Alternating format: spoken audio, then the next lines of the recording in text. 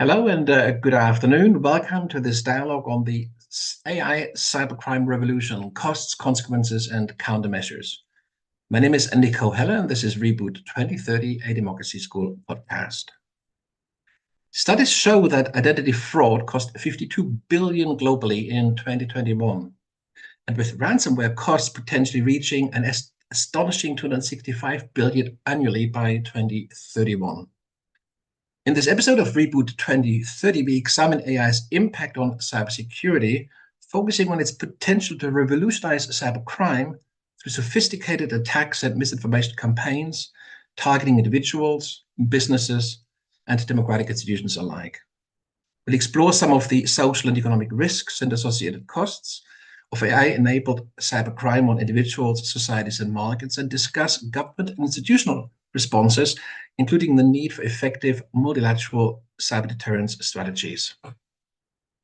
Joining me for this dialogue is John Davenport, a philosophy professor at Fordham University in New York, specialising in moral and political philosophy, including democratic theory, human rights, and global governance. A prominent thinker, he's written extensively on contemporary threats to democracy and is the author of The Democracy Amendments and A League of Democracies. Now I can see that John has arrived, so do let me invite him in. Hey, John. Hi. Hi. I was in the waiting room for a minute. Yes.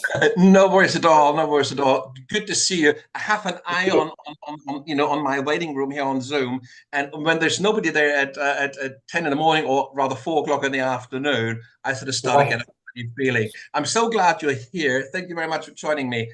These are really extraordinary times, I believe. I mean, where do you start? Really, I mean, we've scheduled a dialogue on AI, but really we should be talking about the American Revolution. But there you go. So let's stick with AI for the moment. But just to kind of address the elephant in the room, are there a few words you want to say about what just happened in the US before we kind of dig into our main topic?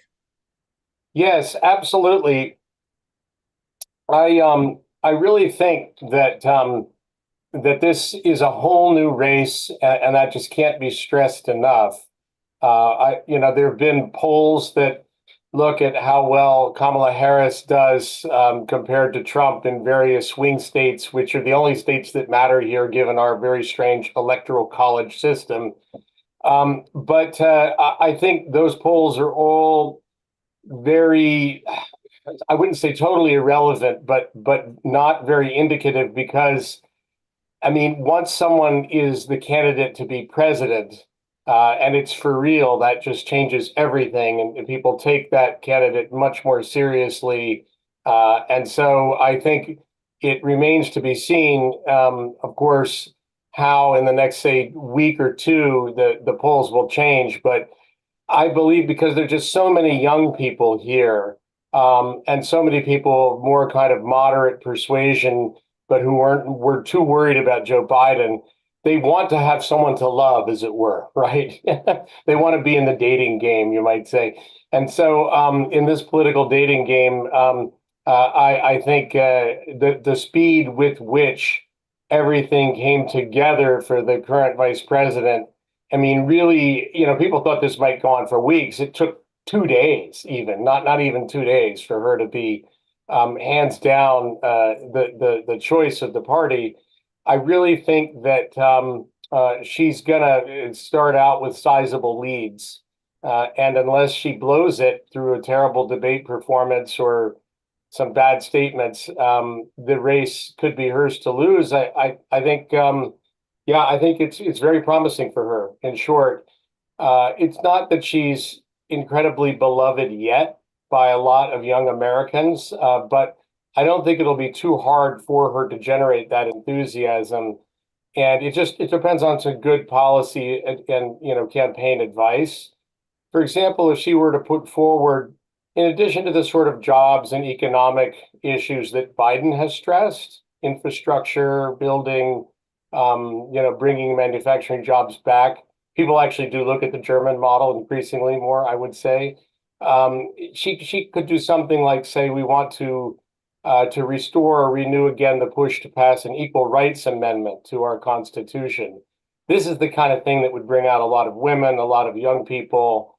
I think, let's put it this way: Trump is also not a young person, and he doesn't come Well, across this as is interesting, younger. isn't it? Up until now, Biden was the old guy, and now we have a 59-year-old, basically facing the old guy. But the old guy now, is called Donald Trump. So that's a really interesting role reversal. And of course, he's a prosecutor facing a convicted, felon. So you're Right. looking at a really interesting scenario here, and I think that could play to her strength. I mean, it's not surprising at all that Trump has already said that he will not debate her, and that's obvious, why that is. But so she will have difficulties playing to her strength, given that he knows that he cannot face her. He wouldn't stand a chance. Yeah, So she'll eat him he's going to alive. play around Right. her, and she's definitely the better kind of, if you like, the better barrister, the better lawyer, the better prosecutor. But he may well be outsmarting her as a politician, and this is not so. It's still wide open, and it's not clear. I mean, of course, what plays in her favor is that all the kind of attack ads that have been produced already to attack Biden cannot be binned. Because of Right. course they're now facing a new threat, and so they have to redo their entire campaign at a tremendous cost, and of course, with a huge time disadvantage, because of course the Democrats are still facing the same old enemies. So it's interesting. It really turned the tables. And also one point I think that's really worth making is up until Biden actually kind of made this really difficult decision, and I totally really I feel for him, because this has not been an easy decision to take for him. But Of until he course. took that decision, the Democrats look just as paralyzed as the Republicans, in the same way Yes. as they would not be able to kind of stand up to Trump for a long time. And increasingly, it looked as if the Democrats cannot stand up to Biden as well. And with that change, we see a distinct difference between the two parties, one that can Right. face reality and the other that can't. Yeah, exactly. I mean, Trump looks like he's running a dictatorship within the Republican Party. I think that the Democrats can run ads showing, Vance saying some really harsh things about Trump in the past. Vance used to be quite a different person, and so. Yeah, I mean, it's going to be pretty easy for them to come out with negative attack ads. And it's sad that that plays such a big role in our elections here, but it does, given the kind of unlimited, no holds barred funding of our election spending here, both the campaign and independent spending. So that's how it is. But Harris has already raised a ton of money. Now, Musk, has pledged money to Trump. And I don't know, will he follow through with this completely? It's a little bit puzzling to a lot of people exactly why he's done this. He doesn't. I don't know. Maybe he's got views on international affairs, Ukraine, Russia, and so on that he thinks are closer to Trump's. I think those could be deficits for Trump as well, though. I mean, she could almost campaign on the fact that, look, you're Musk's buddy. I mean, this doesn't, young people here hate Elon Musk. I mean, I don't really quite understand the man myself. I don't, so it's hard for me to judge, but he's an enormous negative for many people here. I do think that, I mean, Trump is also weak on foreign policy, but that's not Kamala Harris's greatest strength. So it would help if she would get some really good, advisors. I would say someone like Samantha Power maybe here would be, if you really want to have someone on your team who, is seen as very strong on, say, standing up to Putin, for example, right? She could bring in, on her team some good foreign policy advisors. And I think she needs to choose a vice presidential candidate I think that from is one of the more. swing That's right. states. That's right. I don't think that American elections are won or lost on foreign policy. So really, I think it would be a huge mistake for Kamala Harris at this point to focus on foreign policy. She needs to Right, focus on the swing states. She needs to right. focus on working class. She needs to focus on the sort of the left behind. The swing voters, the Hmm. people that would vote for Trump, either out of protest or out of hopelessness. And Right, she needs to reach them. And for that, she needs somebody who's male and probably white and probably from a swing state. And I think there are a number of really promising candidates in the wings, and it's going to be very, very interesting to see who she's going to pick. But now let's move on, because we have a topic that's actually related to this, because of course, yes. Like Donald Trump in a way sort of turbocharged the whole fake news kind of development, because I think Republicans, and around, and Trump and the whole Trump campaign made excellent use of the new technologies and the whole the fake news machine for his last kind of like presidential run. And of course, it's going to play a major role in this forthcoming election as well, especially with people like Elon Musk sort of in the wings and other kind of like, this Thiel guy, this other kind of tech, the other kind of tech people on the far right that will throw their tech expertise behind this in rather nasty ways. Now, when we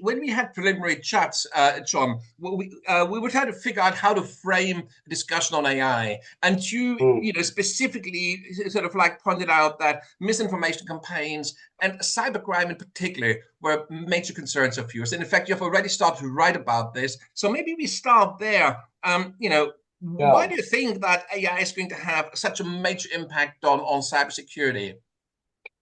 Well, I do. I really worry very much, very seriously about the appearance that people who are critical of AI, leave aside the boosters, those who are very enthusiastic, who think it's going to save the planet and so on. Put them to one side for a moment.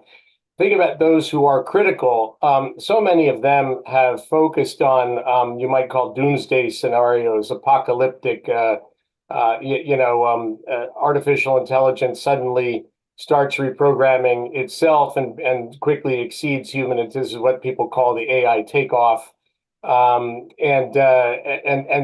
then is weaponized in some way. And these are all kind of fanciful scenarios. But a little closer to reality is the use of artificial intelligence in war games and in running, say, armies of drones and robots and stuff. And I don't think that's too far away, maybe a decade. I mean, we already have sort of entered the drone age in warfare in a big way. Robots are next. This is going to look like something out of a Star Wars movie with all of these, the robots won't look humanoid, but have all kinds of shapes and whole armies of them being driven by AI control. But even sooner than that, and more ubiquitous in its threat to humanity, will just be this kind of tsunami of fraud. And I do think, we already see, no one really knows how to quantify it, 40 billion a year, 60 billion a year, getting up to 100 billion a year in losses. To just ordinary scams that have become more and more clever at getting people to give away their password. All elderly people we know are especially likely victims. They think their bank is calling them, that there's an emergency, or that the federal government's calling them, or the tax authorities, and they have to give over all their information and their credit card number and so on. And ways of spying on people. Hidden cameras becoming. So these are all sort of traditional scams that have already gotten smarter and more sophisticated at manipulating. Human beings are finite, vulnerable creatures, right? Who, as smart as we can get educated on how to protect ourselves, but it's never going to be foolproof. And the scammers are getting better and better every year. And the response to them is more and more defense. For example, in relation to ransomware, the ransomware attacks have gone up, well, by over a factor of 10, in just a few years. Is this going to go up another order of magnitude in the next decade? So with artificial intelligence, I'm worried that these scams are going to become so much more effective. Because people will literally think, I believe I'm looking at a video of you and you're talking with me in New Jersey, but is it really me? If there's enough videotape of me online, that artificial intelligence program could put this video together and make it sound like I was talking with you because it's got recordings of my voice and so on. And you might think, imagine I'm your brother or sister or son, right? Or, other relative, and I'm in a desperate situation and I need you to wire me money. And well, you get it, right? I mean, I think it could become so hard to recognize the fraud that actually we enter an age where we can't trust most communication, I which mean, is that's right. I just mean, mind-blowing. that's right. I mean, at the core of this argument, to me, seems to sit this problem that AI has already kind of, if you like, developed to an extent where it is very difficult, both for humans and for machines, to distinguish between human and artificial behavior. And it works Mhm. both ways. So algorithms Right. are increasingly finding it difficult too to distinguish between human and artificial intelligence and behavior. So, there is this kind of idea that the whole business model that's based on sort of behavioral economics, like the Facebook thing. Facebook Mhm. tracks us and finds out what we like and don't like and serves us up ads that kind of reflect our interests and needs. Now, of Right. course, if fake Nikos and fake Johns are like basically kind of spooking around alongside the real Johns and the real Nikos, and the algorithm can't distinguish anymore, that whole algorithm breaks down. Now, the interesting thing, of course, is the very same companies that feed on these platforms, the kind of the Metas, the Googles, and the Apples and so forth. Apple. They are the very same companies that are also developing the AI. So they're kind of cannibalizing themselves at the moment. It's a very, very interesting thing. Now, but there's a philosophical question in this, which I didn't put in our interview guide, but I'm really interested in that because Okay. you do have, of course, a deep background in moral philosophy. Now, why is it that artificial and human behavior has become so indistinguishable? Is this something that you would consider that is intrinsically human about us, or is this just an illusion? In other words, do we have to accept that within, not too long, it doesn't matter whether I have a real friend or kind of a robot, which is just as good as a real friend? I mean, what is the difference here really from a kind of a moral philosophical point of view, or from an ethical point of view, or from any kind of point of view between artificial and real? Right. I certainly would maintain that there are some fundamental differences. The first being that human beings are conscious or aware or sentient, right? And it's very difficult this is a deep philosophical matter, as you know, to try to pin down why that is. We still don't know as much as neurosurgery and brain science has advanced. I would say we're not really any closer to figuring out why consciousness arises than Descartes was. I mean, we know that it has something to do with electric waves in the brain, but we have absolutely no clue why that leads to this kind of holistic experience of being here and sort of aware of both what's in the foreground and the periphery at once, and all the mysteries of consciousness. And with that, in human cases, go emotions and feelings and the kind of the tactile, the visceral aspects of human awareness. I think all of these things can be mimicked, but human beings are also incredibly clever about detecting that sort of fakery in other people, and I think will quickly, as quickly as the AI programs adapt, I think human beings will adapt to try to figure out where, to look for little tells or flaws. Like, when playing a poker game, you'll see that the partner you're dealing with isn't completely real. I mean, I could be wrong on this. The algorithms could just be crunching so much information so quickly that human beings can't keep up, and the mimicking of emotions and eye movements and so on becomes incredibly convincing.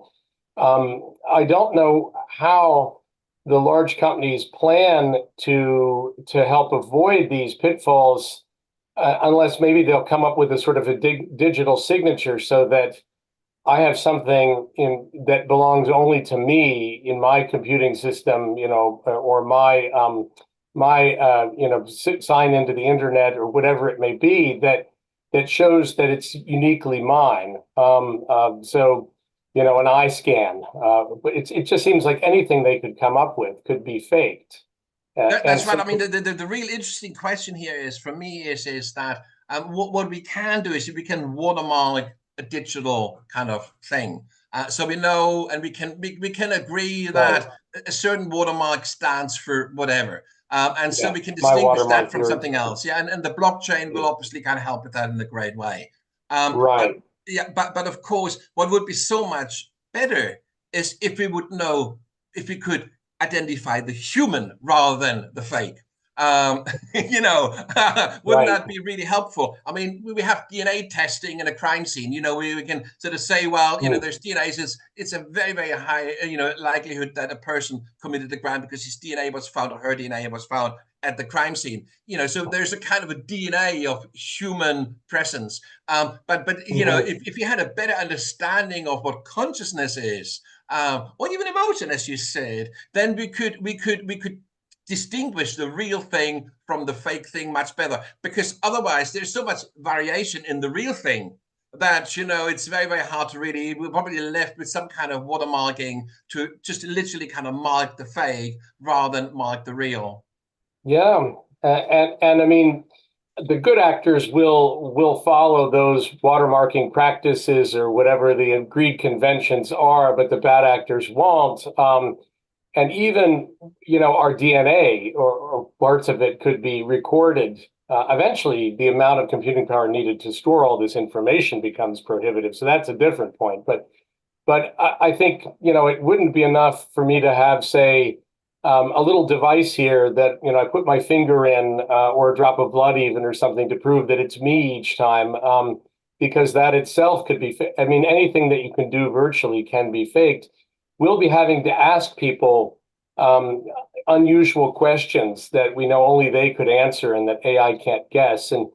But I mean, eventually a digital pattern of the sort of questions we ask will be there as well. And we've reached the point where we're being followed by a kind of Orwellian monster that is growing, you know, exponentially, and we're not. And it's absorbing so much information about us that, I mean, this could lead to a point where, if we're so untrusting of everything that we get in an email communication or a video or a phone call, documents sent to us by other means, we may not. I mean, this could cause, I believe, an economic crash because we've built an information economy, Yeah, and I mean, so the trustworthiness. Yeah, that's right. I mean, essentially, what we're looking at. I mean, when you and you're a much, you know, better historian than I am. But if I take a really kind of a superficial kind of like analogy, the Middle Ages,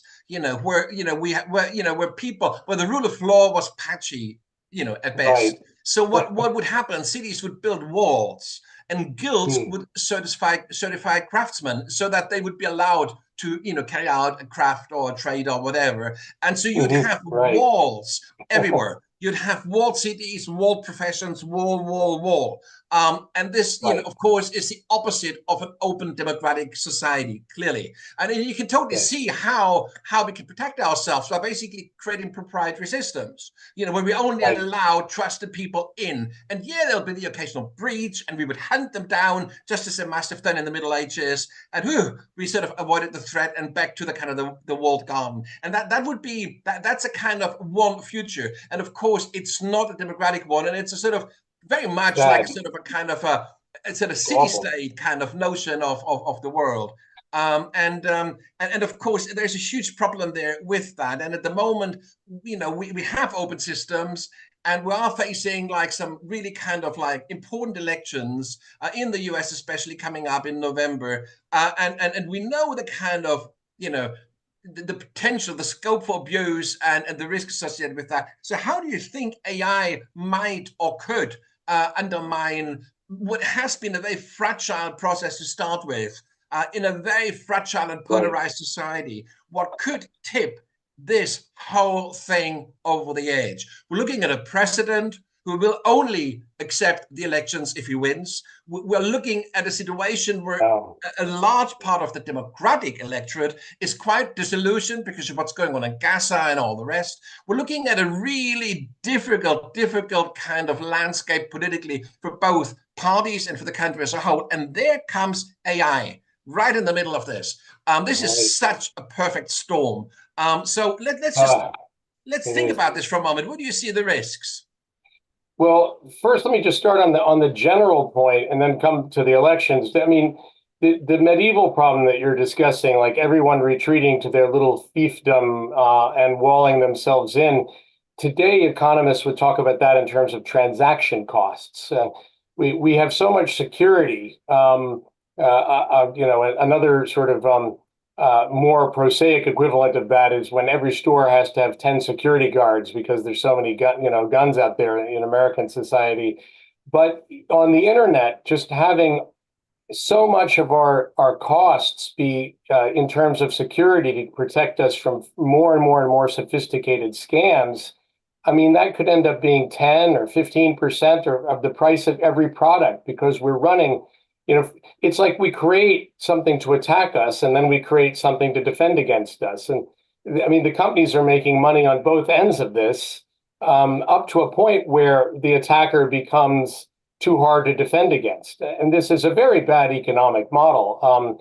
It's like it's like the fallacy of believing that, well, your economy is growing because you're building lots of prisons and, spending a lot on security guards and so on. This isn't actual growth that produces increases in human well-being, right? This is defensive growth, right? This is mitigating costs or problems, just like spending lots of money to mitigate harmful effects of climate change does not. Oh well, the economy is growing up because we're buying millions of air conditioning units. Well, that also we're just getting back to where we were before we had the cost, right? We're not really better in human terms.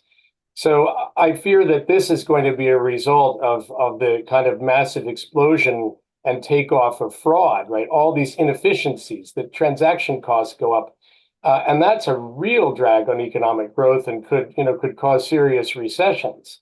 But in terms of elections, it's even worse because elections are so sensitive, as you say here especially, but this is spreading, unfortunately, to other countries, because even just the appearance of untrustworthiness is enough to, once you lose, this is what economists call social capital, right? Various forms of trust, right? Once you lose the kind of shared sense that we mostly believe in the system that we're using here, right? That we trust that the umpires, which is mostly in the American case, it's often retirees or elderly people or people who are volunteering, who are working in the poll station for very little pay. It's like a little side job, who are adding up, what's been taken on election day and opening mail ballots and adding those in and so on. Once we started attacking those people and the little offices they work in. It's a very disaggregated system here. So just the fear that maybe there was a huge interference by some AI system in one state or even in one county in a swing state could be enough to sow this doubt, right? That it's enough to then, kind of drive the more militant part of the population crazy or over the threshold where they become hyper aggressive and they say, well, we're not going to certify the elections in our districts because you did this over here. And this is when the system starts to fall apart. It's a very fragile system in the sense that it depended on this kind of goodwill or public trust that we spent many decades building up since the early 20th century here, and that is even more after the civil rights era when the vote was sort of massively expanded in practice because more people could actually vote. And so we're losing something that is precious. I just voted in a primary election here and was struck by the fact that now in New Jersey, you have to submit a paper ballot, which is read by a machine, but they want to keep this paper trail, right? So this is another increase in transaction costs, right? Whenever you see this, it's like a telltale sign.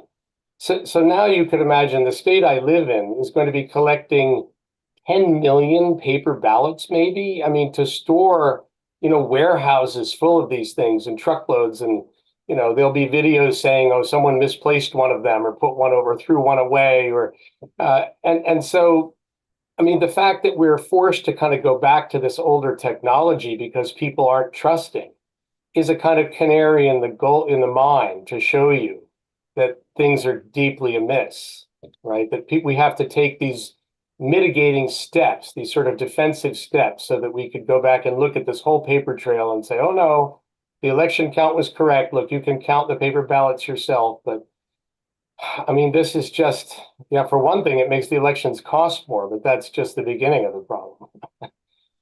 Oh no, absolutely. I mean, and the actual cost issue is quite, it's one aspect. There's another aspect which hasn't to do so much with cost, but has to do with sort of, if you like, a will to contribute or to participate or to be part of society, which is another, I think, another sort of, I mean, people just withdraw from kind of sort of collective practices, and it's just incredible. I mean, on the other hand, anybody who's ever experienced someone extending trust to you, how invigorating that is. I'll give you an example. I have this little house in Sweden, and it's got a sort of a septic tank, because it's in the middle of nowhere, so it's not connected to the main sewage system. And so what farmers traditionally would have done in the past, they would have kind of put holes into that septic tank so it wouldn't have to be emptied so often. It would be cheaper, but of course it would be massively polluting the environment. So what then happened was that the local council said, well, to prevent that, everybody has to have their tank emptied every year. It doesn't matter how full it is. So that way you have no incentive to cheat, because you have to pay for it anyway. And of course that is subcontracted out to people who actually come and sort of like empty the tank. Right, they're making money. Yeah. And of course, when your tank is only half full or not even that, I mean, who knows, who cares whether they actually did come and empty the tank or whether they just skipped a year and still pocketed the money. Because of course the tank wouldn't overflow because it wasn't full. So let's just skip that year and we'll still invoice and we'll still get the money. And this is what happened to me, because I'm not there all the time. So one year I get there and the tank was so full it nearly overflew. And of course that didn't make sense because you would never fill it in a year. So I ring up the local authority and I say to them, look, this is what happened. And they said to me, oh, that's terrible. We'll better refund you. And they just refunded without actually asking for proof or anything. They refunded 2 years of emptying because they that must have been going on for a while. I mean, this would never, ever happen in Germany. In Germany, you'd have to provide photographic proof, and you would have to somehow prove how much buildup you'd have per year. And it would be a huge thing to prove that somebody cheated here. In Sweden, they just said, well, you wouldn't say that if it wasn't true, would you? It felt so good. It's you wouldn't believe you. Yeah, and you would that kind of thing is totally gone from the kind of experience we have, in public life. Usually the assumption always is that somebody cheats, for good reasons, because that is the experience we all have. And of course, it's a huge cost, both financial, but also sort of moral and personal. So let's talk briefly about that personal cost that this whole build-up, in your view, sort of like imposes on people. How does that affect people's sort of social relations, in your view? It's really grating and wearing on the nerves to have this sense that your fellow citizens have become, in effect, your enemies when it comes to elections. I mean, of course, people always disagreed and they had heated debates, but the election process itself, it's kind of, at that point, it's difficult to know what the right metaphor is to describe it, but it's more like, oh, well, now that's over and we're just talking friendly, at the polling station or at the vote.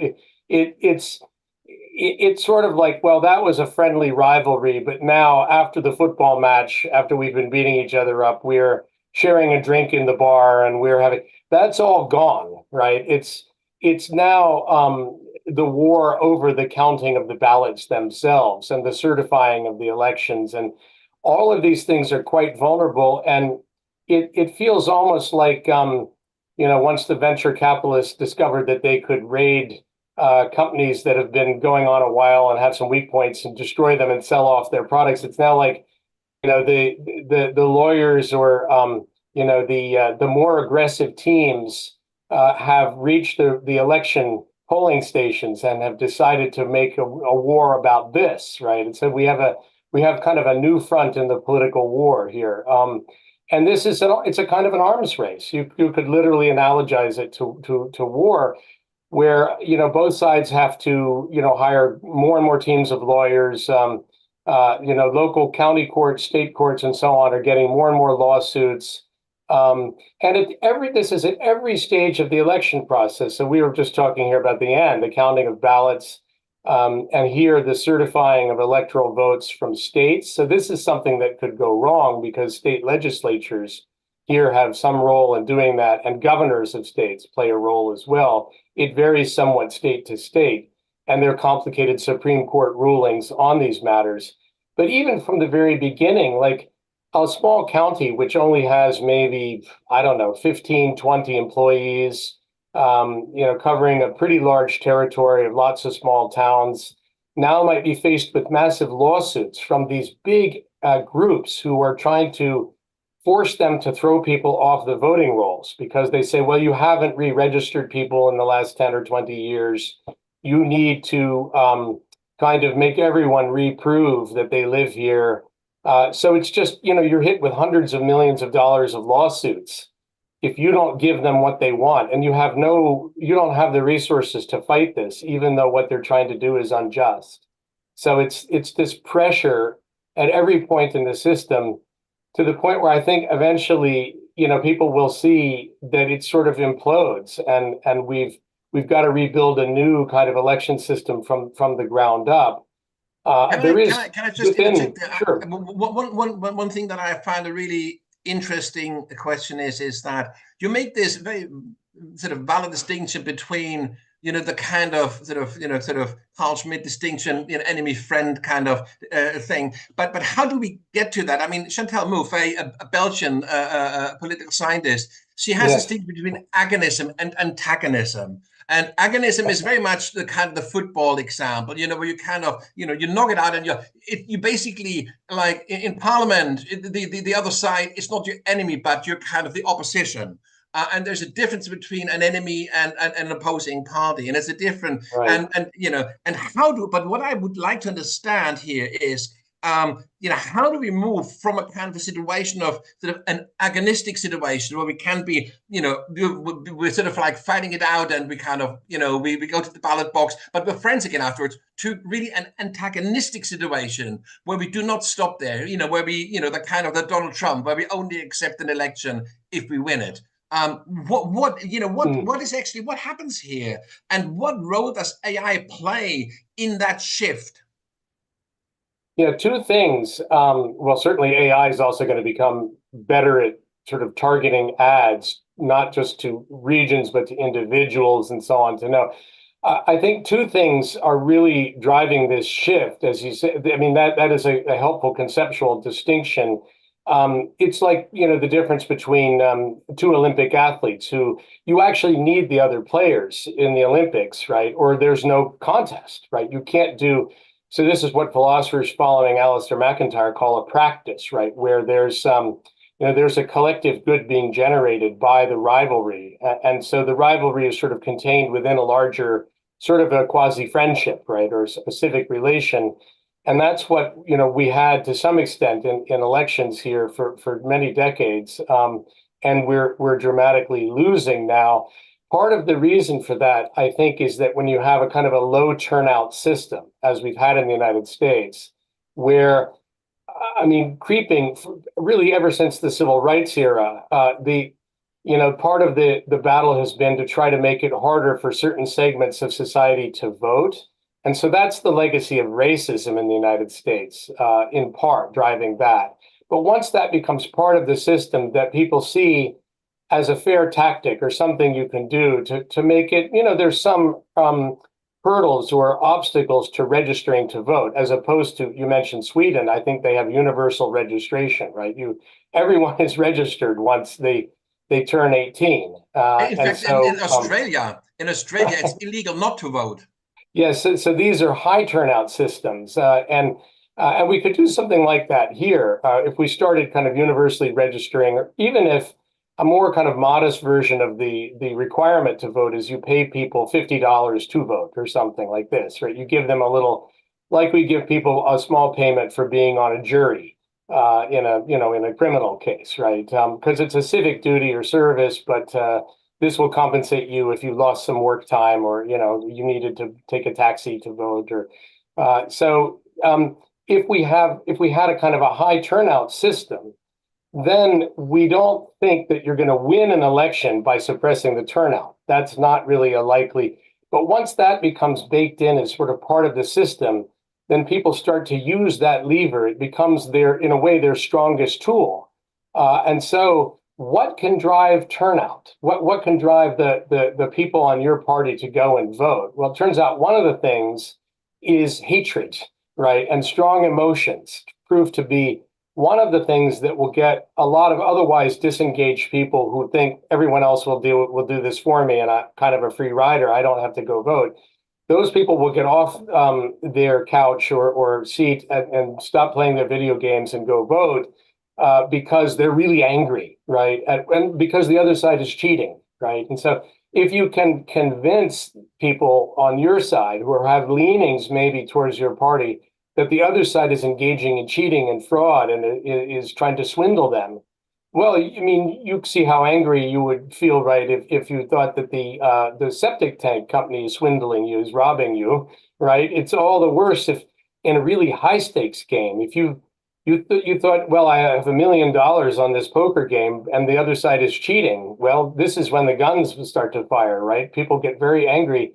So it's a perfect storm here as well. It's like you can drive turnout, which decides the election because we have a low turnout system. You can drive that decisive turnout by militarizing your base through allegations of fraud. And exactly, and of course, this is where AI comes in very effectively, just in the way as it can increasingly pinpoint sort of desires and needs.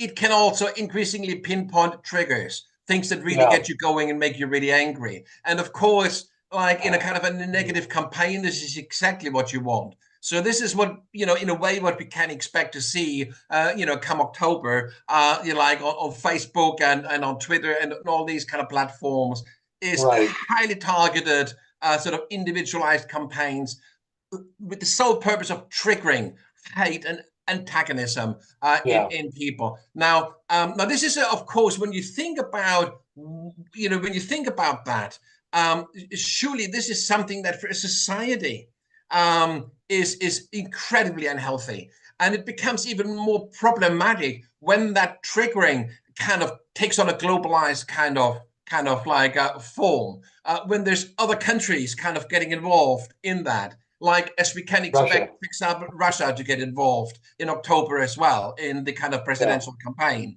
So what do you see there, and what do you see as the main concerns or the main issues there? Yeah, and so while on the domestic front, I think the solutions, as I was indicating, partly have to do with just creating a high turnout system, lowering the amount of money that can be spent to end the arms race, because otherwise, that's in effect what our Supreme Court did in the Citizens United case by opening the floodgates. It just started an arms race. Everyone can spend infinitely on fighting the other side. And then all of these big strategies to manipulate the public become viable campaign strategies.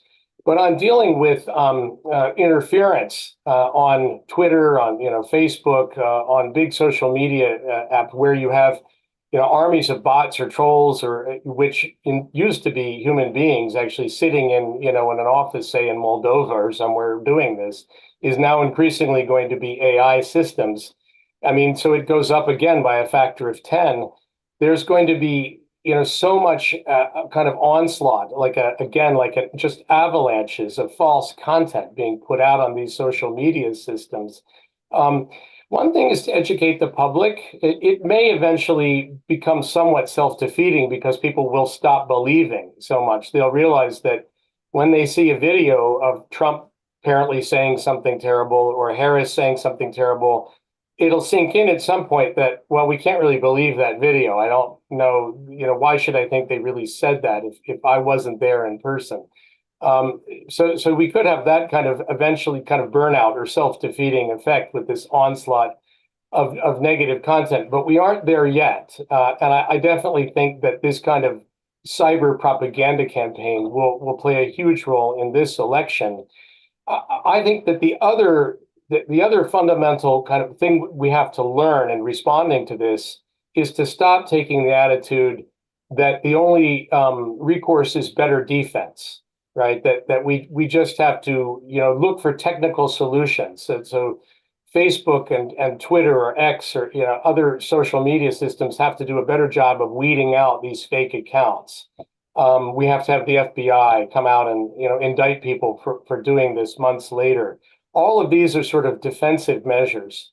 No, we need to go on the offense, right? I think you need campaign officials on both sides. And a stronger. We really should beef up our Federal Elections Commission here with much stronger tools, and that requires passing laws where they could, kind of immediately start advertising to the public. Well, we know that today a new cyber propaganda campaign started on Facebook. We've traced this, back to sources connected with Putin or with North Korea, somewhat as was done with the war in Ukraine, actually, right? Intelligence was used to say even before, tomorrow you will see an ad, a set of ads coming ultimately from a Russian source saying that there are Nazis, in Ukraine's army, or so kind of, pre-warning the public, sort of inoculating people in advance. So that's a more aggressive response. But I think we almost need the political leaders in the system to come out and sort of alert the public, do primetime addresses and say, my fellow Americans, I'm here to tell you tonight that Russia has launched a cyber war on the United States, and this is what's happened. Something that makes it really serious, not like, oh, well, this is just the everyday normal now that we're attacked by this kind of cyber war that are attacking our elections. It needs to somehow be put on the public radar that these are attacks, that they're the equivalent of a kind of warfare. Well, this is the thing, John. I mean, there's something underlying the current approach is that a cyber attack isn't a real attack. This is the problem, the mindset. Yeah. So there is this kind of, well, it's only virtual. It's not real. And this kind of distinction between virtual and real, between offline and online, yeah, there's a distinction, of course, to be made. Just as there's a distinction between biological and chemical, and between this and that and the other, there are different domains. But it's not the same as saying that the one domain is entirely fair game, and the other one, if I attack you physically, if I beat you up, there is a clear set of rules and laws that'll kind of that'll prevent that from happening. And if it does happen, I will have to bear the consequences. If I get caught. Right. With cyber attacks, if I beat you down like online, through anything from revenge porn to fake news to all the stuff that we label on migrants coming up from Mexico, what we call them, this and the other, right through the kind of the international and global attacks you mentioned with Putin and what have you. We need to kind of begin to think about the online sort of sphere as as real as offline, don't we? Yeah, and I think it might take some pretty dramatic symbolic actions by political leaders to kind of sort of get the public to realize that we should be thinking of these as acts of war. So one thing, as I mentioned, is you can come out and just say this, right? That my fellow Americans, what Russia has done, in trying to hijack or sabotage our election this year is the equivalent as if they put 1,000 Russian agents working at 1,000 American newspapers who published 5,000 fake articles. I mean, if that was done with actual spies, right, with people doing in the old-fashioned way, right, the kinetic way, pre-cyber, people would look at that and be shocked. My God, right? You put 1,000 agents into our country to all, to manipulate our newspapers. And so, I mean, that would be seen, well, it certainly would have been seen in classical norms as a casus belli, right? As grounds for war.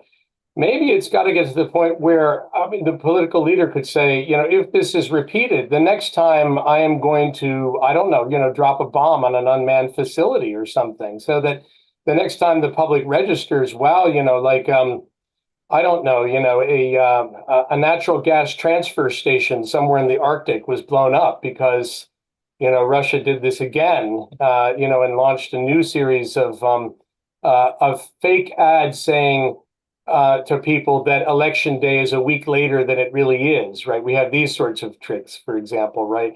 That we're not going to tolerate these. We consider this acts of war, and to prove that we do, look, we just destroyed something, right? There was a kinetic response. I'm not sure that in the long run that anything less than that will work. What will not work, this I'm sure of, is just to kind of keep increasing our defenses. Because unlike the medieval case, there's no wall thick enough and no wall high enough. Well, actually, there was no wall thick enough in the medieval case either, interestingly enough. Right, as it turned out, right. but there's one interesting kind of sort of area with in the law, which I think is worth looking at, and that's the kind of domestic violence legislation. For a very long time, domestic violence has meant physical violence. A man beating his woman, to the extent that you would have black eyes, and you'd see the physical abuse on her body, and anything short of that wasn't really abuse. This notion of emotional abuse is a fairly new idea. And the revenge porn you mentioned, yeah, right. So because it's not physical, it's emotional. It's at a different level, and there is a sort of an interesting equivalence between the kind of the physical and emotional abuse kind of distinction in domestic violence versus the physical and kind of virtual abuse or attacks, because of course they do leave very deep scars. Those virtual attacks on so many levels. Both, with the targeted individuals, that can lead to suicide, that can lead to trauma, that can lead to lifelong conditions, and indeed a cost for the health service. But of course, that can also lead to people picking up a gun and shooting someone. There's that. So there's a very real cost associated with that as well. And for some reason, we don't really take that into consideration. We don't treat it as seriously as, by now, emotional abuse in a kind of domestic context. It's starting. I think people are starting to learn. They don't quite know how to respond to this yet, but they're starting to learn that cyberbullying is something that can be fatal and that needs to be really taken seriously. And it's a good analogy, right? Because again, it's cyber. I mean, to the extent that we start to recognize that is like, this is a real sort of attack. It needs to be taken as seriously as a physical attack. It could even be more damaging, in fact, right, in some cases than a mild physical attack, because it could lead the long-term effects could be much more severe too. I mean, that's the same with emotional, cases. Is that the long-term effects are often far greater in emotional abuse than in physical abuse. I mean, taking a beating is a really bad thing, but being sort of exposed to emotional abuse over a longer period of time is, at least as brutal, if not more brutal. Oh, yeah. I mean, and this is also unfortunately connected with AI, because we now have systems where, unfortunately, it seems that young people are able to create artificial images of their classmates with no clothes on, right? This is the kind of this gets out on the internet, and then teenagers are committing suicide. So again, there are the defenses against this. We can say we're going to take this very seriously. We're going to expel students from school if you do this. We can also make laws that say, for example, we are not going to treat anything that's generated this way, or if you've hacked into someone's account to get, private photos, whatever, we're going to kind of rule in advance that we consider all of this fake. You can't use any of this to blackmail people. That defense only goes so far. On the other side of it, you have to have the sanctions, right, to respond to this. But I mean, to the extent that we do start to take that seriously, we're recognizing that the fact that something is done in a cyber form does not make it innocuous, right? It could be very serious indeed. And yeah, that's another kind of immediate effect of AI, unfortunately, is that the capacity for cyberbullying, and for just, straightforwardly hacking into the account of someone you don't like and using that against them becomes so much easier, right? And it's creating all kinds of negative, emotional effects across society. We don't even yet know, I think, exactly why this fellow shot President Trump, right? We don't know why, former President Trump was attacked in that way by someone who was a Republican, or at least nominally, registered as a Republican. But we do know that young man had been bullied quite severely in school. Classmates did say this. And I guess at some point we'll know to what extent that happened online as well.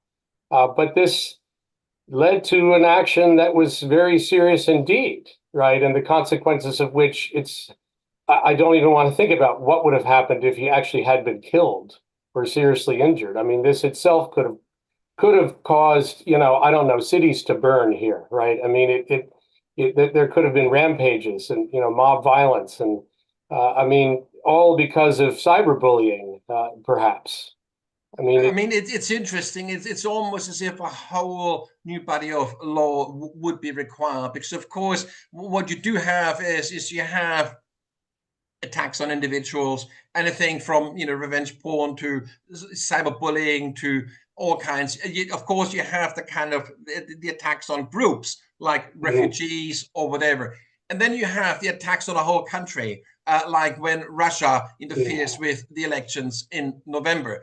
So these are very different levels, Right. very different domains. But of course, what must be clear is that an attack on a country or an attack on a group is also an attack on every single individual in that country. So it's not just that it's an attack on the American, people. It's also an attack on every single individual within it, and they have to individually live with that cost too. So it's yeah, and the range of offenses, and of course, then there's businesses and the economic cost. We've already talked, from ransomware to all kinds of other transactional costs that kind of go up because of the lack of trust and the uncertainty that AI kind of induces into the whole trading system. So and the volatility and so forth. So that's all.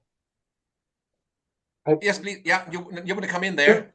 Two things, if I could jump in on. This is the quicker point. I think actually the ransomware problem, as terrible as it has become, and it really is just, again, growing exponentially, this, I think, is something that can be solved fairly straightforwardly by law, believe it or not, by simply making it illegal to pay the ransoms, and attaching really kind of draconian monetary penalties to do that, so that if a company were to pay the ransoms, that they would be subject to fines that would bankrupt them. And I know that sounds like attacking the victim, but what it produces after, just a year or two, or a few rounds of the ransomware attacks stop coming because they don't generate any money, right? The companies literally can't pay. Now, it's devastating for those initial victims who can't pay the ransoms and retrieve their lost data and software. Well, and this is, of course, a tried and tested policy, isn't it? Because, of course, it's exactly what the US does vis-a-vis terrorists. They do not negotiate. They do not pay ransom for, so, and as a result of it, there are very, very few American people taking hostage. Other countries pay ransom, and it's much more lucrative than to basically take citizens of those countries hostage. It's a kind of there's a kind of a case there, isn't there? Yes. And so, it is, in a sense, putting the costs mostly on the victims. So that policy should be paired with an effort to kind of, go after the people who are launching the ransomware. And this is connected to the other point I wanted to make about the whole sort of structure of the internet, which the way, if you think about how the internet's developed in the last mostly 20 years, but going back to the 90s, right? It developed sort of on the model of like the Swedish trust thing that you were describing, that we roll out the internet. It's not owned by a company. It's not proprietary. We're not making royalties on this. It's sort of given out as free software to the world. We'll show you how to connect all these computers. And now we have this global network that's enormously beneficial to everyone because it massively reduces transaction costs. It provides this, it's a sort of a giant assurance game is what game theorists would call it, right? And so by playing nicely on this, by using it well, we make it more beneficial to everyone who's connected with the network. And what's happened is eventually bad actors have learned how to prey on that. Right. But because of the way that it was designed and developed across the world, we don't have any way to say, well, since this country over here turns out to be the source, of 30% of the ransomware attacks in the world, or 40%, let's say, we're going to cut this country off from the internet. Right. If you could do something like that and just say, we're now, that's a kind of like a segregation or a shunning punishment. Right. If we can punish you by exile, right? It's By like sending you out assumption. of the system. It's like But we have assumption, no yeah. way to do that. So I could reach the point where we might have to rebuild the entire internet from the ground up, is the prediction I'm going to make. In the long run, over the next maybe 3 decades, something like this might be needed, where we have a system that is controlled by good actors from the outset, in a way that they have the power through collective decision-making process, right? That's fair, and this is not done for political gamesmanship, but is done simply to preserve the integrity of the system. So we could cut off sources that are the origin point of a lot of malicious content. The problem then would be using the blockchain technology so that we can trace correctly where it's coming from and so on. But in principle, that should be possible, given blockchain. And so it's just that we can't do it with today's internet.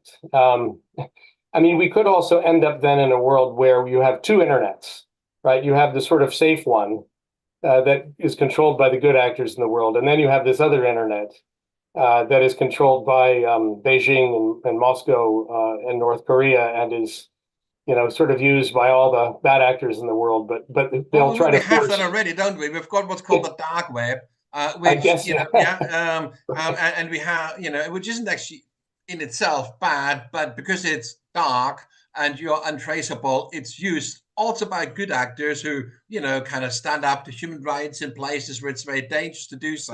But it's, of course, Right. also used by bad actors. It's used by anyone who doesn't want to be seen, hence the dark web, whereas the World Wide Web, which is what we call the internet, is the kind of the Right. bright web where ideally you want to be seen and ideally everybody sees you. But of course, Right. you're absolutely right. The problem, of course, is that if the predictions are correct, we may well reach general intelligence, like a level where AI is equal to or more intelligent than we are within the next 3 to 5 years. I mean, this is what I hear. What is a kind of, they used to talk, 10, 15 years down the road, but they've kind of shortened this more and more and more. And they're now talking like 3 to 5 years. This doesn't give us much time to think about a governance infrastructure and a new kind of, if you like, social contract for the digital world. And so, I mean, when you look at these kind of time compression, issues, what do you see happen? How do you see this? Where do you see the real short-term conflicts, problems, and potential solutions over the next 3 to 5 years? Yeah, I mean, you're right. It's coming quickly, and we just don't know what will happen once these systems, which now are mostly just learning to copy and mimic content that's already on the internet, but once they get the capacity to sort of reprogram themselves how they learn, and then do that new kinds of learning, right? How quickly they will take off and start to be able to do things that we can't completely predict. And yeah, we won't have a functioning global government in 5 years. It's very unfortunate for humanity that we've reached this technological point before we had this kind of really functioning world system. So we're faced with a situation where even if software of this kind, sort of general intelligence systems, were banned in certain countries, they would just be developed in other countries that don't have this ban, right? Because we don't have global law. We have no easy way of enforcing that. And so, yeah, I think we're unfortunately at the moment stuck with hoping that the programmers who are making these systems will program into them norms, and principles that keep them benevolent, right? And it might be to the extent that a lot of this is still controlled in Silicon Valley, and that's what the American developers will tell you. I heard this in Copenhagen last year for myself with, well, the head of Polaris was one of the people there, for example. So he's very optimistic that the people who are developing this kind of towards general intelligence software are willing to put into it safeguards of various kinds. So maybe in the short run that will remain true. It would be good even if they maybe put into the program some kind of, I don't know, secret backdoors or capacities to flag attempts to misuse them, so that this would be reported back, or make the system unusable to someone who tries to do something really malicious with it. So maybe in the short run, we will see protections kind of baked in by the people developing it. But how long can that really last, right? It will not last beyond, say, a decade, at the point where, another thing we don't know is what's going to happen when quantum computing becomes more widespread, right? And can really be developed on a sort of on run by Google. But once it becomes possible to do quantum computing, at a much larger level across the world, it does seem like, those systems are very much faster, and when combined with AI software.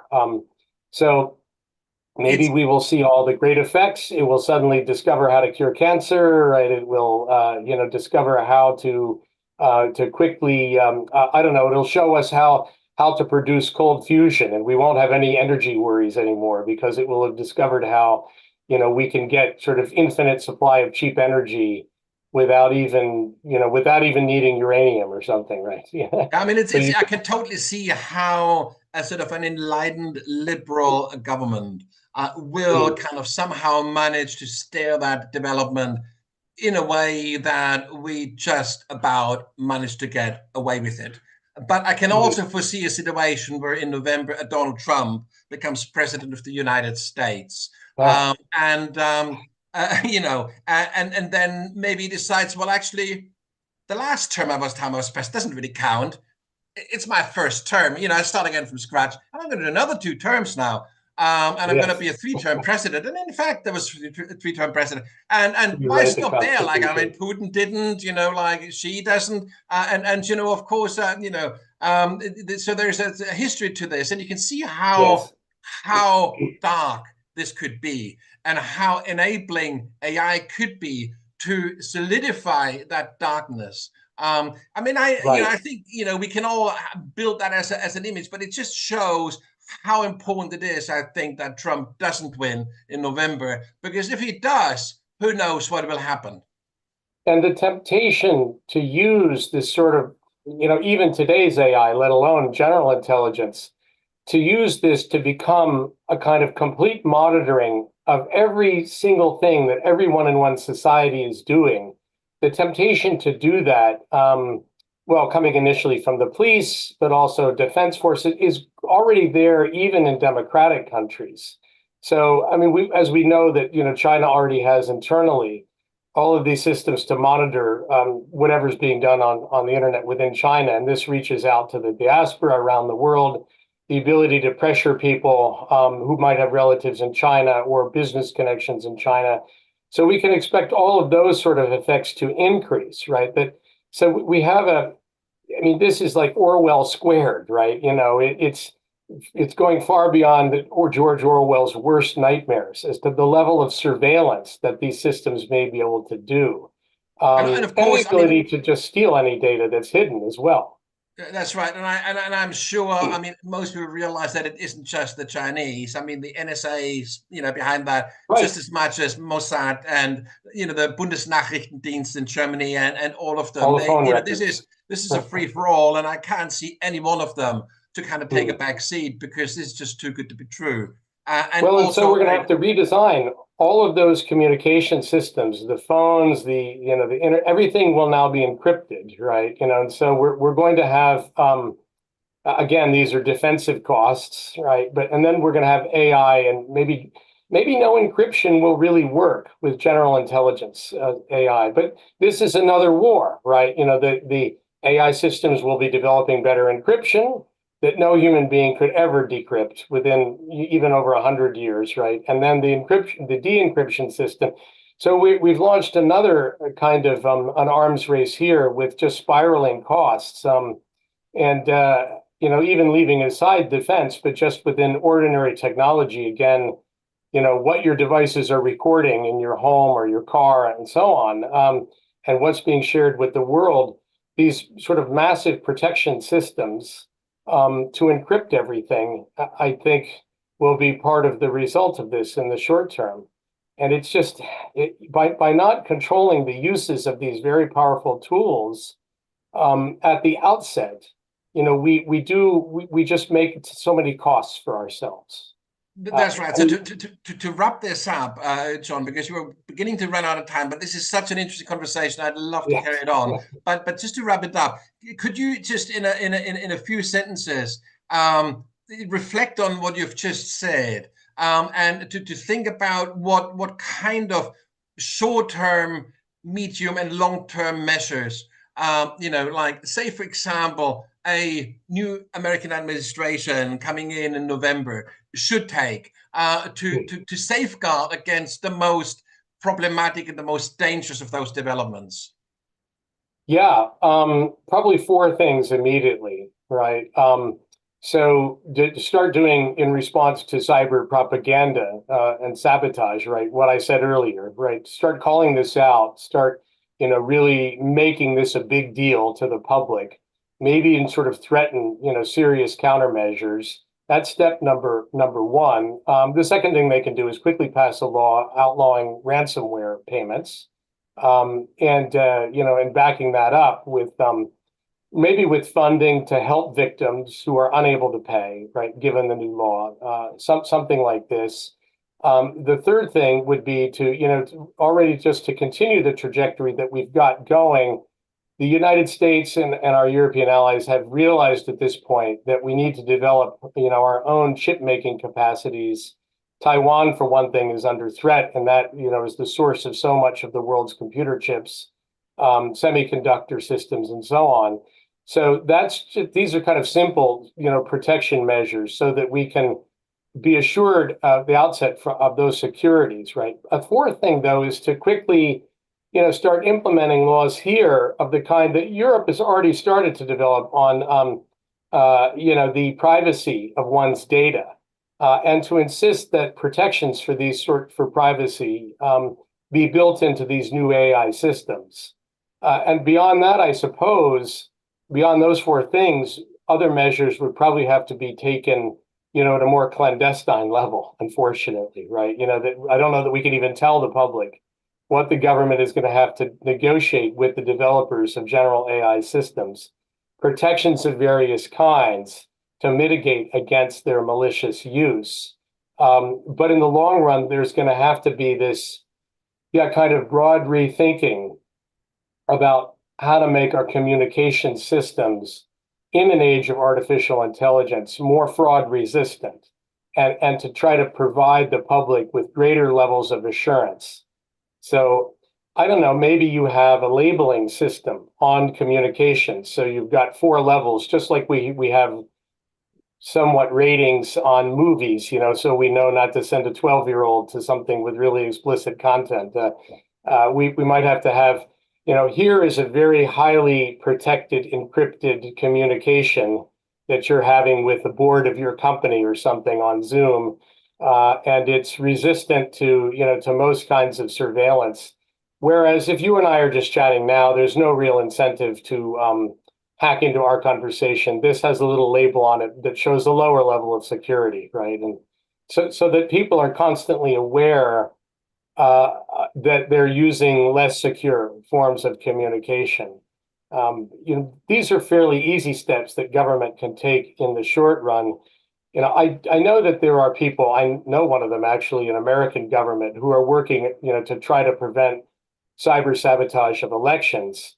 But I do think, from what the strategy is at the moment in the American government, that it's all defensive and that it doesn't have this more kind of offensive component to it that it probably needs to have to really work, to really deter the attacks. In the long run, of course, it would help us if there were other measures taken, other ways of trying to improve the nature of regimes across the world, right? If we had a democratic Russia and a China, pointed in the direction of democratic reform in the long run, this would greatly simplify our task. We would still have problems with general intelligence, but all of this is just so much worse if we're in a new Cold War. So, right, I mean, improvements on that political front achieved maybe through other techniques. But without this, if we are stuck in a new Cold War for a long time, we're facing just enormous costs in new forms of arms races, AI-driven armies of robots, AI-driven satellites. It's not a pretty picture at all.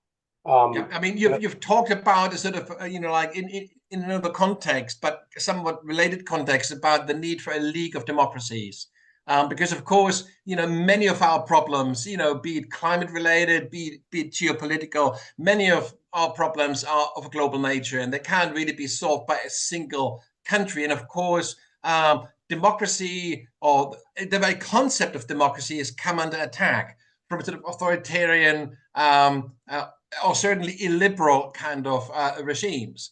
And so do you see any kind of, for example, existing multilateral organizations like NATO, or like, I mean, the EU, the European Union, of course, already does take measures at a supranational level. But do you see like a role there for like something like a NATO, or what you're kind of dreaming of, a sort of a League of Democracies? Yes, which is a stronger, like a global NATO, but with these other political components where, the League could take action by majority votes or supermajority votes that aren't unanimous to try to decide things like the management of the global internet. And I think these problems with cybersecurity and with the kind of integrity of our communication systems could actually drive democratic countries, more or less democratic countries, let us say, not perfect, towards this kind of greater cooperation at a global level quite quickly, because just of the sheer scale of the problems that we've been discussing.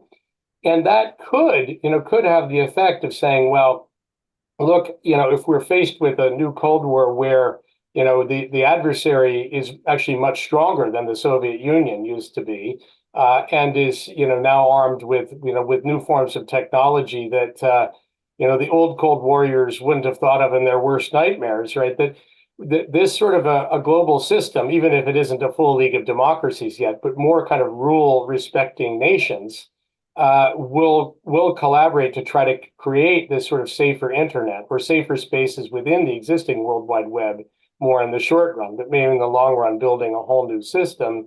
And so, that will put pressure on these bad actors to say, well, if you don't start, contributing to the safety of these global systems that we all rely on, if you use your position to try to sow doubt and distrust, it serves their purposes at the moment to, make everyone here distrust the reliability of anything said in political communications here, to try to destroy the kind of basic levels of trust on which democracy believes. If they keep doing that they're going to be isolated from these communication systems or banned or exiled in ways that are crippling, that they couldn't afford to accept, right? I think in the long run, that's how this kind of global cooperative scheme could put great pressure on those rogue actors, those bad regimes, to try to reform what they're doing and try to support a safer global web. In the long run, it might also require, some kind of cryptocurrency control. And I know that's very controversial as well, but just because of the connection between cryptocurrency and various forms of fraud.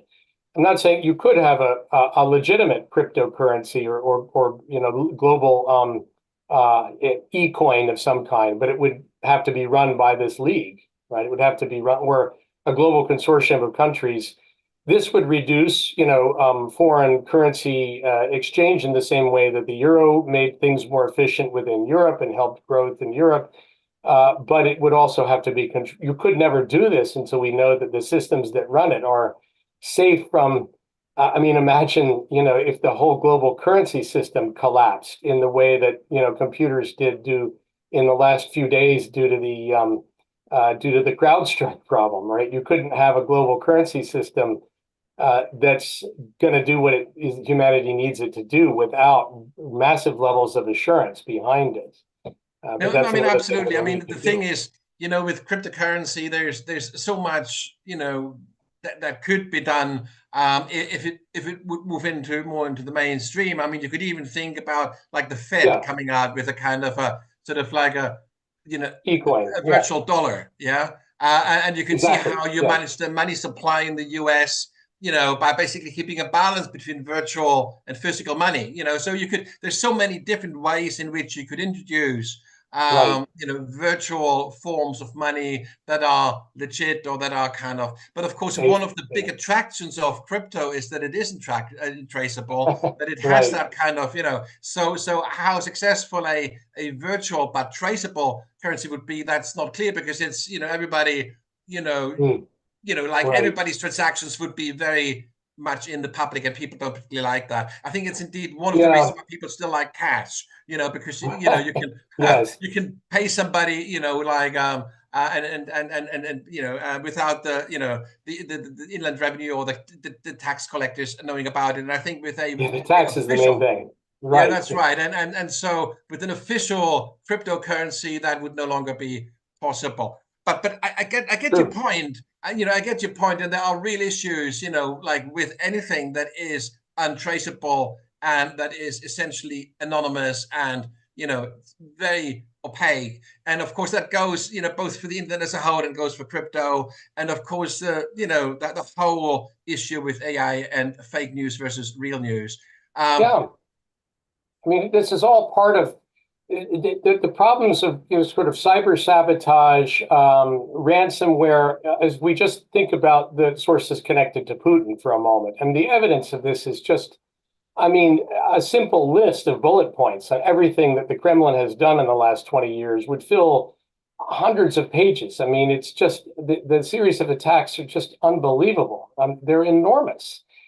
That's connected to the ability to have, all these hidden kind of offshore accounts, cryptocurrency transactions to avoid sanctions, the ability to, get funding sources through to get, enough revenue for nefarious actions through ransomware attacks. These things are all part of one ecosystem. And so, the ability to clamp down on ransomware attacks and, dark money transfers really does put pressure on dictatorial regimes, because they're becoming more and more dependent on those kinds of systems. So that's really where we're vulnerable here in our election systems, as we've been describing, but they're vulnerable in their dependence on these kinds of, sort of hidden or clandestine systems and programs that, that could maybe be destroyed by kind of better collaboration among well-meaning regimes.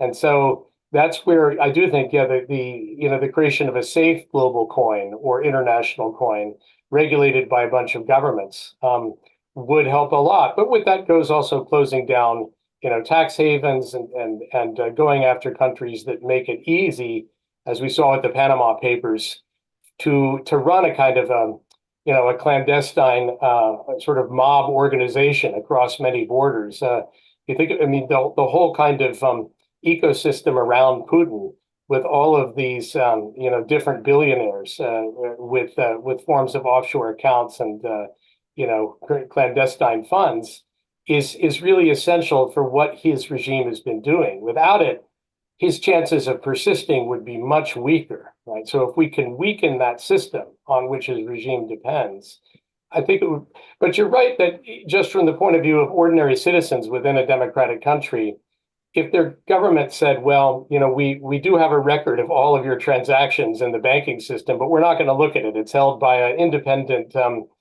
watchdog agency. People won't believe that. That's the problem, right? No, that's right. That's right. And so people have to be willing for their transactions to be known, or else they'll try to use, well, the same systems that currently the Maduro regime is using to get money from Russia, for example, right, as part of that kind of dark money transfer systems. It's not widely known in the public, but the Financial Action Task Force that started the first decade of this century, around like 2004 and 5, the attempt to kind of protect the global banking system against forms of wire fraud and forms of money laundering made significant progress, right?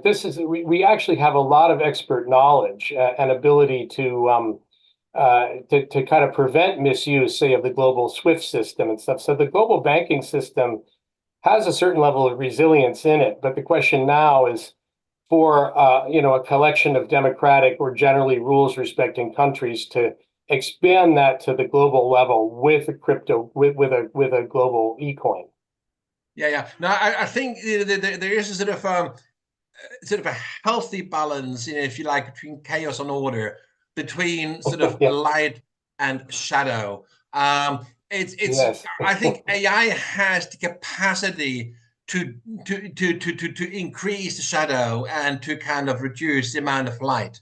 But this is exactly the thing. And I think if you have only order, it becomes quite a terrifying system. If you've got only chaos, the same would apply. So, and with AI, that apple cart has somehow been shaken. And what we have to do is find a way of rebalancing chaos and order, and let the forces find a new equilibrium that is healthy for a democracy, that is healthy for society, and that is also healthy for individuals within that. And that is a really, really difficult task. And I think it's conversations like ours today that, I don't think we've come up with any grand scheme or great answer here, but it's very much these discussions that we have to have and have to have more often. So I would like to kind of, really kind of continue that and see where that leads us. I think in a year or two, we will be a lot wiser in so many respects, hopefully. And a whole host of new problems will have popped up, in the meantime. So let's rest this for the moment. Thank you very, very much for joining me this morning, or I should say in Europe this afternoon. It's been a great pleasure, and it's been very illuminating as always talking to you. Thank you very much, John. Me too. I learned a lot. Thank you, Nico. Thank you. Good to see you. We'll catch up soon. Thank you. Wish us luck with our election. We need it. Of course. Both, fingers crossed, both hands. All the best. I'll tell you. All right. Bye-bye. Bye-bye.